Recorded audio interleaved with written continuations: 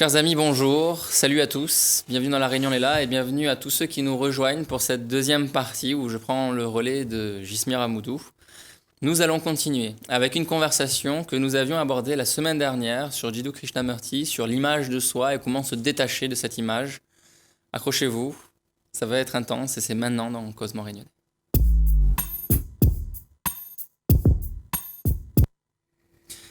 Bonjour à nos deux invités, Elodie et Guy, comment ça va ? Bonjour, en forme. Bonjour, merci. Ça va très bien, très bien. Alors, je vous propose de regarder la fin de notre conversation pour redémarrer dessus. Qu'est-ce que vous en dites ? Allez-y. Allez, c'est parti. C'est bon. À ce moment-là, sans image, qui êtes-vous ? Rien. Voilà. Et qu'est-ce que cela veut dire rien à ce moment-là ? Pas de problème, Oui. pas de conflit, pas de séparation, division, Oui. pas des attachements. Vous comprenez ? On veut écouter notre voix intérieure. C'est notre voix du cœur, vraiment. On a cette liberté. Et à tout moment. Je veux dire, c'est pas parce qu'on n'a pas les moyens financiers, on a été éduqués dans telle et telle manière, comme quoi il ne faut pas faire telle et telle chose. Je pense que c'est à nous-mêmes de nous faire. Ce que tu veux dire par là, c'est-à-dire agir dans le monde, non en tant qu'être humain et non pas en tant qu'enfant de riche ou alors qu'enfant de pauvre ou pauvre. Mais ça reste des cadres et des classifications. En tant qu'être humain, de manière générale, pour moi, on est tous. Parce que c'est dur d'exister en tant qu'être humain. Quand tu es né pauvre et qu'on t'a dit tu es pauvre, tu vas rester pauvre, il va falloir que tu travailles, il n'y a pas de travail dans ce monde-là. Admettons. Oui. Et alors, du coup, à partir de ce moment-là, tu as toujours ce libre arbitre de te dire, qu'est-ce que je fais ? J'ai pas les moyens. Du coup, je vais faire en sorte, dès que j'ai l'âge, ou même avant, déjà de commencer à travailler pour pouvoir, justement, m'informer. Et ça, c'est vraiment libre à chacun. Alors, travailler pour pouvoir m'informer, pas forcément travailler pour gagner de l'argent, mais travailler pour connaître. Travailler pour se connaître soi-même et aussi être libre. Et être libre aussi de s'informer et de se créer sa propre vie et vision. Peut-être la connaissance, toute la connaissance qu'on a acquise, chacun d'entre nous, dans cette société, à travers toute notre vie, tout ce qu'on a amassé, tout ce qu'on a compris, pour pouvoir se débrouiller, pour pouvoir arriver à mettre une vie potable, qu'on dirait, sur notre planète, pour réussir sa vie.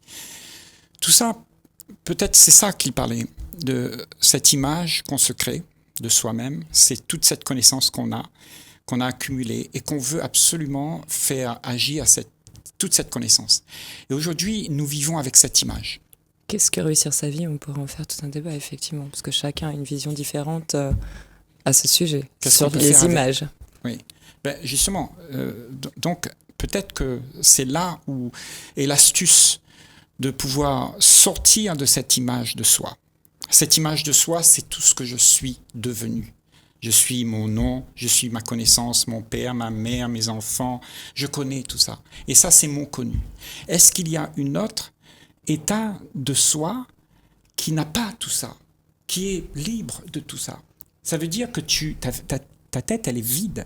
C'est être dans l'instant présent, quand notre tête est vide. Voilà. C'est à chaque fois se redécouvrir et à la fois créer à chaque seconde, en fait. Voilà. C'est quand on est sans... grâce aux discussions qu'on a pu avoir, c'est vraiment... Moi, je connaissais cette histoire d'être pleinement dans l'instant présent, que j'ai expérimenté, parce que si on l'expérimente pas, on peut pas... Il est vraiment très important de vivre pour comprendre. C'est pour ça qu'on est sur un bel apprentissage de la vie et on a toute une vie. Ensuite, à mon sens, c'est pareil, le détachement, c'est donc être pleinement dans l'instant présent, mais se détacher de quoi ? C'est aussi se détacher de toutes ces pensées.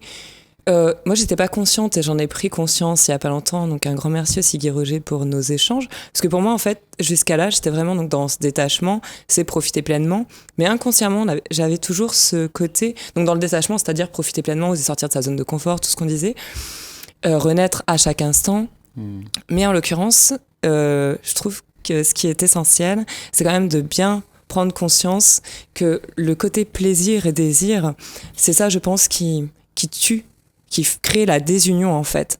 Si on est vraiment, c'est quoi être dans l'instant présent? C'est accueillir ce qui se passe dans un renouveau à chaque instant. En fait, accueillir sans être dans un plaisir et un désir. Parce que si on le veut, on l'obtient pas.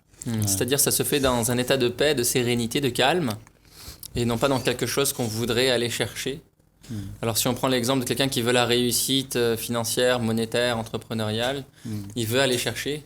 Donc il y a de l'effort, il y a quelque chose de... Comme toute pensée obsessionnelle en fait, notamment pour les femmes qui désirent avoir un enfant. Oui. Souvent en fait, elles sont même déclarées par la société comme stériles. Moi, ça a été le cas de plusieurs de mes amies, où du moment où elles ont lâché prise, à quel point on leur dit donc vous êtes stérile, vous en aurez plus.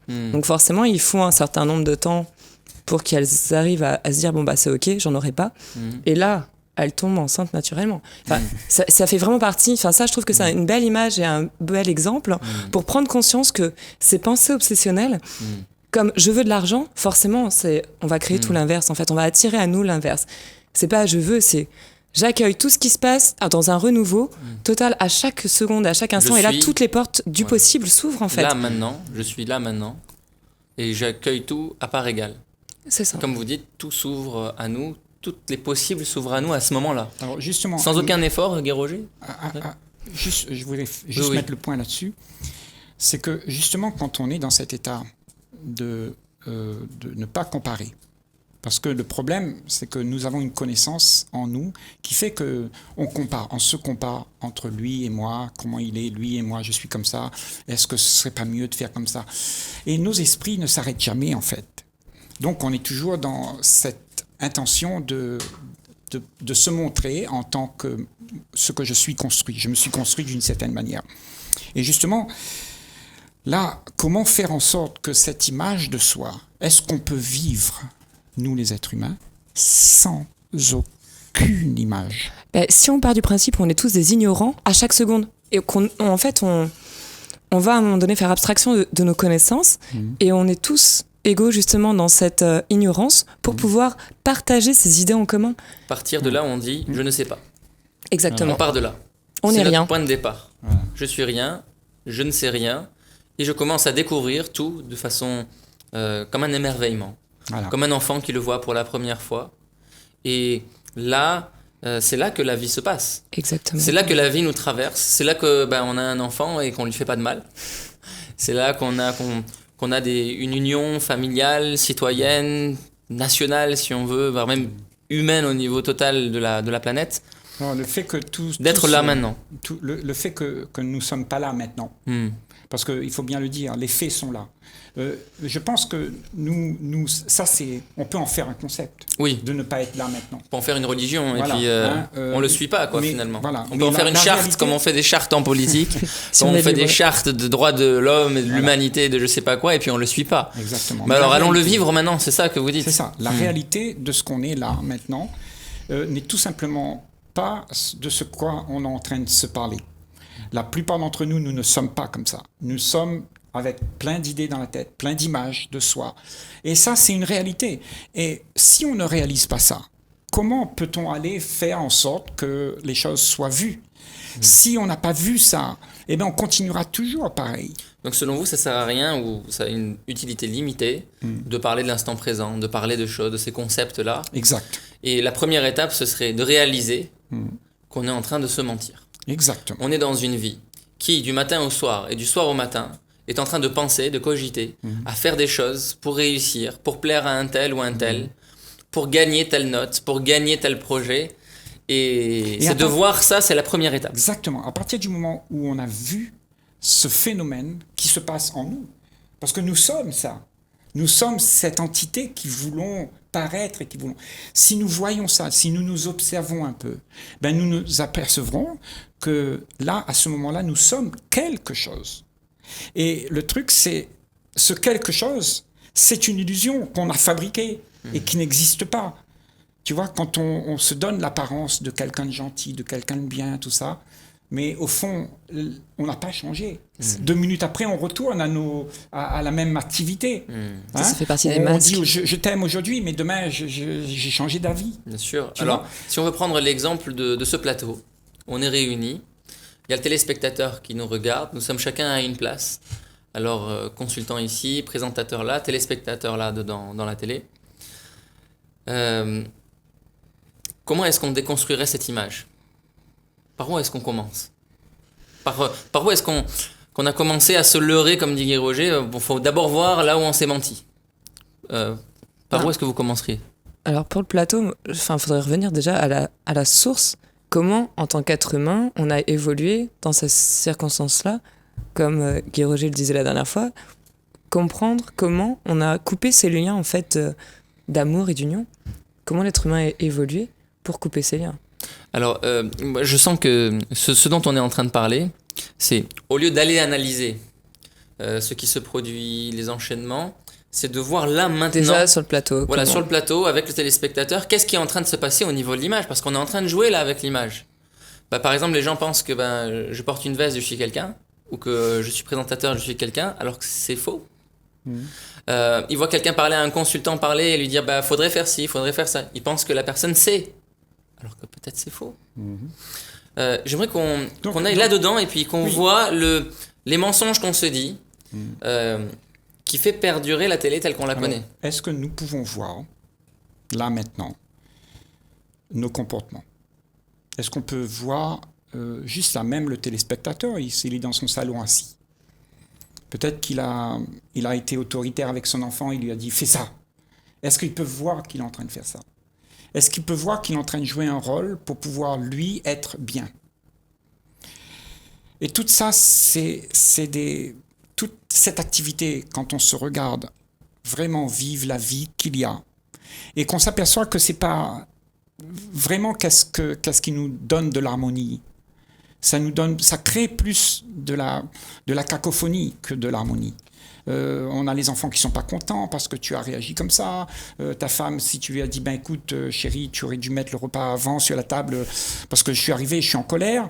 Le repas a brûlé. ça crée beaucoup de problèmes dans le couple, dans la relation. Et moi je parle que quand tu as compris ça, tu n'es plus rien de tout ça et tu acceptes d'être rien parce que c'est ce rien qui fait que l'ordre s'installe. Exactement. Tu vois? Nous avons une journée, quelle qu'elle soit, et puis nous sommes assis devant la télé pour se divertir. Et puis on est tombé sur cette émission. Alors cette émission, est-ce qu'elle servait vraiment à nous connaître, comme dit Elodie ici, à nous connaître, à nous informer sur nous-mêmes, ou alors c'était juste pour passer le temps, penser à autre chose, nous divertir. Déjà on commence à déconstruire une première image de nous-mêmes. On a un problème. Et ce problème-là, peut-être on ne veut pas le voir, peut-être c'est trop dur de le voir déjà par rapport à nous-mêmes. Et quand on le voit, on veut en faire quelque chose. C'est ça?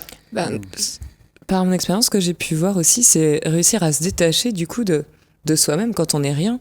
C'est vraiment vivre des situations, prendre du recul et se dire « Ah oui, voilà ce que ça a fait à l'intérieur de moi. Comment j'ai pu réagir à ça? Comment j'ai vécu cette chose ? Est-ce que je veux que cette situation se reproduise d'un point de vue relation? Qu'est-ce que je peux faire? » Mais c'est seulement quand on en est détaché. Et comment s'en détacher quand on est, par exemple, né justement dans ça revient toujours à ce qu'on disait en fait, ce qui fait partie des choses de l'éducation, du côté culturel, du milieu de vie. C'est vraiment réussir à un moment donné à se détacher et à observer. Et le détachement vient en première étape, comme nous venons de le voir, de voir nos attachements. C'est-à-dire, voir l'attachement, c'est la porte ouverte au détachement. Voir le désir, c'est s'autoriser à s'en libérer. C'est ça. Parce qu'on ne connaît pas le concept de c'est quoi être libre. Par contre, on sait ce que c'est que de porter une chaîne qu'on avait oubliée. On connaît c'est quoi être libre, mais conceptuellement. Voilà. Hein? On a lu dans un livre, on a vu dans un film, quelqu'un nous en a parlé. Et il y a des gens qui te la racontent d'une manière extraordinaire. Ouais. Tu rêves, deviens romantique même, tu vois. T'as envie de les suivre. mais en fait, la liberté, c'est pas quelque chose qu'on peut expliquer, c'est quelque chose que tu peux juste le vivre et c'est tout. Suivre ce mouvement de la vie. Tu le sais. Et tu n'as plus besoin de prouver à personne. Et même si ton explication, personne ne l'accepte, c'est pas grave pour toi parce que tu n'as rien à prouver. Il n'y a plus besoin de comprendre, c'est ça. Ce qui n'a pas de mots pour être exprimé. Donc, tout ce qu'on peut faire en premier moment, c'est de voir combien on n'est pas libre. Parce qu'on ne peut pas vivre totalement cette liberté tant qu'il y a une seule once de souffrance, une seule once de désir, une seule once de quelque chose qui veut en nous. Et même déjà rien que le fait de conscientiser, prendre conscience, en fait, prendre conscience des pensées fluctuantes au quotidien, puisque de le voir, c'est-à-dire d'observer de le regarder. vraiment en se disant, ah oui, aujourd'hui, là, dans l'instant présent, et si j'ai plus envie, juste, je me laisse aller sur ce flot de la vie. Comme on dit, l'évidence. Effectivement, l'évidence, on suit ce mouvement de danser, le mouvement de la vie, en accueillant ce qui se passe sans plaisir, ce que tu dis là, sans l'attente du plaisir. Pour celui qui écoute, c'est complexe. Dans le sens où personne ne veut abandonner ça. Parce que ça lui donne tellement plein de réconfort. On est tellement bien dans notre petit attachement. Ma maison. Oui, dans ce qu'on connaît. Oui, tout ce qu'on connaît nous rassure. Hein? Donc, moi, je dirais, commence par ça. Regarde en toi. Regarde au fond de toi. À quoi tu es attaché? Est-ce que tu as des attachements déjà? Est-ce que tu comprends? Est-ce que tu peux voir que tu as des attachements? Est-ce que tu es attaché? Si tu ne le vois pas, eh ben, la vie te le montrera, parce que au bout d'un moment, les choses vont changer. Et tu vas t'apercevoir que tu es attaché. Moi, je dis, avant que ça arrive, avant de souffrir, regarde comment tu es attaché aux choses. Et accepte de voir que ces choses te font souffrir. C'est parce que tu es attaché que tu souffres. C'est ça. C'est pas parce que tu es libre que tu souffres. Quand tu es libre, c'est fini, cet attachement, cette envie, cette peur de ne plus avoir ce qui te réconforte. Que ce soit les choses, les relations, tout, en fait, un attachement global. Voilà. Quand on dit attaché du cœur, pas de l'esprit. Tu peux lâcher, mais avec grâce. Il n'y a pas d'effort. Il n'y a pas d'autre chose que ça. Ça se fait naturellement. Que ça, c'est la vie. Et c'est ça, vivre ensemble sur cette belle planète, c'est de ne pas s'embobiner les uns les autres, se lier les uns les autres dans des promesses. Tu vois, je t'aime, chérie, pour toujours, toute la vie, et puis un jour, ça ne va pas.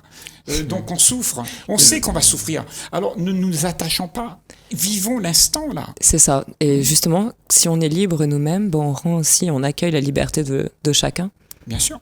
Parce que l'autre, quand il est lui-même, et qu'on ne lui demande pas de faire quelque chose pour mon plaisir, eh ben, il n'a plus besoin de se sentir dépendant de toi. C'est ça, de se sentir de répondre à cette attente. Voilà.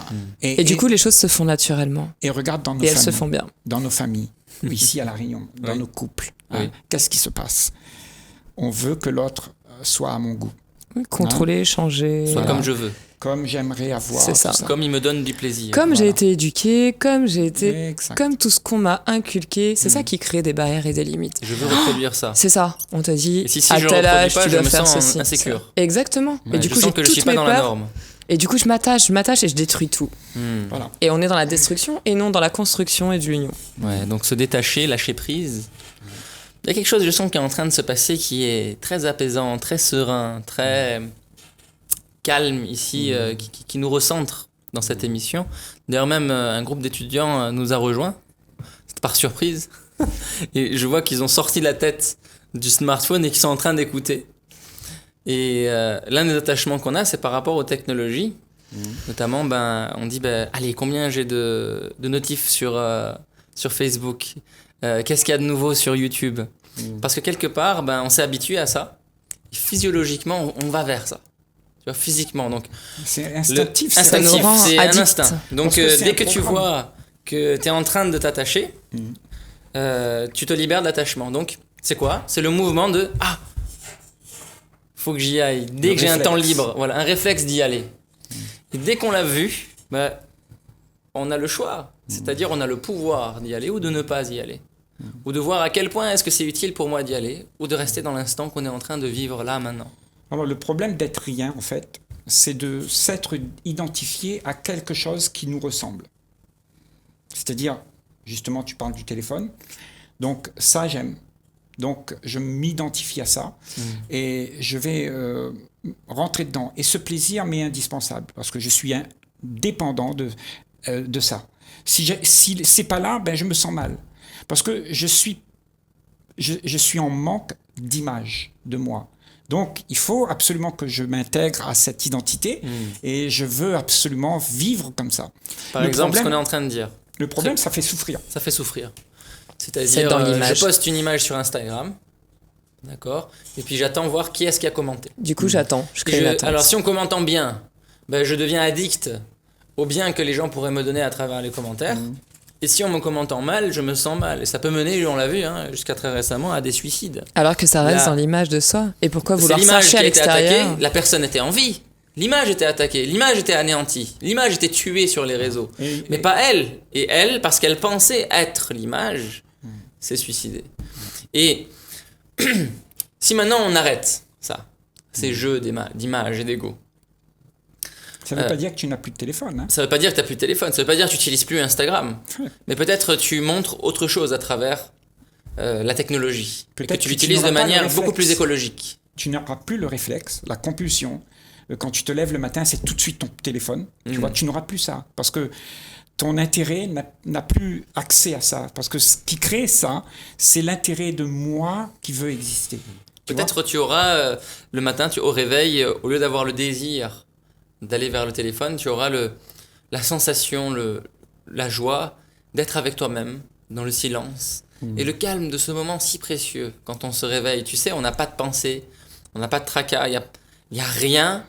Et c'est après qu'on met des choses dedans. Donc au lieu d'allumer la radio, de vouloir tout de suite écouter les infos, de vouloir tout de suite aller voir ce qu'il y a sur le fil des réseaux sociaux, est-ce là, maintenant, avec soi, le matin, ça peut être une pratique, selon vous? D'être en âme et conscience pleinement dans l'instant présent, de se réveiller, de se sentir en vie et de se laisser justement réveiller chaque partie. Que quand tu fais ça, quand des fois, le matin, disons la plupart d'entre nous, quand on se réveille, s'il fait beau, on est content. Et s'il fait pas beau, il y a un problème parce qu'on a prévu d'aller faire un pique-nique, donc c'est chiant. Après, ça dépend parce qu'on a quand même cette chance où c'est décalé. On habite à La Réunion. Moi, je vois depuis janvier, je me dis, waouh, il fait encore beau aujourd'hui. Oui, mais si t'as pas ça.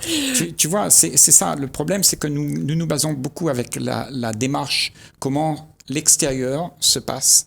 Nos téléphones, tout ça, c'est un monde à l'extérieur de soi. C'est-à-dire, on configure notre vie selon des informations extérieures. La météo est bonne, je suis heureux. La météo n'est pas bonne, je suis pas heureux. Mais si, comme Elodie le dit là, si la météo est bonne tout le temps, t'as plus aucune raison d'être malheureux alors.